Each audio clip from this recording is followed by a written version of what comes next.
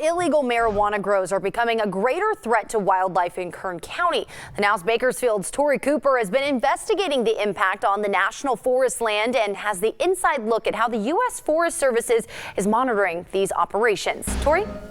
Jessica, I obtained clearance from the Department of Justice once I learned marijuana grow operations were and still are taking place right here in Kern County on national forest land. I wanted to further investigate how these operations take place, so I hiked over a mile into the Sequoia National Forest just to bring you this special look inside the drug cartel activity that is happening in your backyard. But we want to warn you, some of the images are very graphic and could be disturbing for sensitive groups. Recreational marijuana became legal in California in January of 2018, but a special agent with the U.S. Forest Service says legalization has not slowed down the drug cartels from setting up in the Sequoia National Forest. I can pinpoint the year 2000 is when it exploded in Kern County. I know that because I was here. We had, scattered grow here and there, and all of a sudden 2000, bam, 100,000 plants, 40 grows all over, and it was still the Magana family. Because of the dangerous nature of his job, he is concealing his identity. So for the purposes of this story, we will call him Agent X. The Magana family cartel from Mexico is well known for having a prominent presence in the Sequoia during the 2000s. And Agent X also helped eradicate their grow operations. Between 95 and 100% of the marijuana grows we have on Sequoia National Forest are all tied by some way or another to cartels out of Mexico. Agent X says the state of Michoacan in Mexico is where the majority of the marijuana workers and bosses come from. But over the years, the dominant cartels have divided up the mountains and started charging new cartels who want in on the operations. Some of the grows are found by aircraft, helicopters.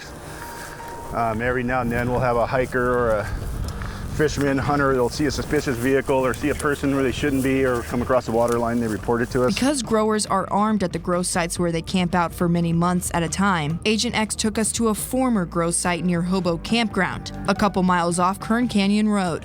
These areas include harmful pesticides that impact the wildlife in the area, irrigation lines just like this that are run from the nearby springs and streams. One of the common pesticides used by growers is furadan. It's one of the most toxic carbamate pesticides used and is also banned in the U.S. We found dead fisher in grow sites, dead bear for sure, foaming at the mouth. According to the U.S. Forest Service wildlife biologist Steve Anderson, hundreds of animals die each year from these grow sites, including the fisher, which is similar to a small weasel. Anderson says less than 500 exist in the southern Sierras. Two have turned up dead from pesticide ingestion, and data shows about 400 of the nearly 500 fisher that exist have been exposed to the pesticides. He says fisher are a necessary native predator to the Sequoia, and they help replenish the soil. According to the U.S. Forest Service, thousands of dollars are spent cleaning up these sites, and over 85% of the drainages in the area are polluted by marijuana grows.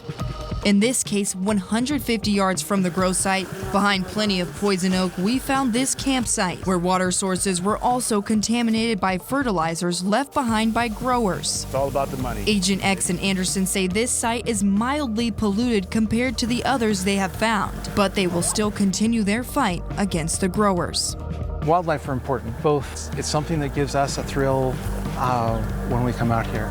Oh, hello there. Like I said, ticks and rattlesnakes. There's so many things that we don't understand about nature that it's important to keep everything that we can. Even though the U.S. Forest Service is finding less grows in the mountains compared to the early 2000s, they are now finding that people are moving from the mountains into the farmlands. According to the U.S. Forest Service, the average cleanup cost for one of these sites can range anywhere from $5,000 to $10,000. The Sequoia National Forest also led the nation in the number of marijuana plants eradicated on the national forest lands.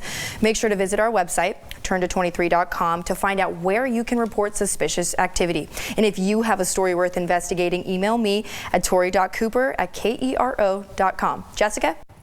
All right, Tori, thanks for that.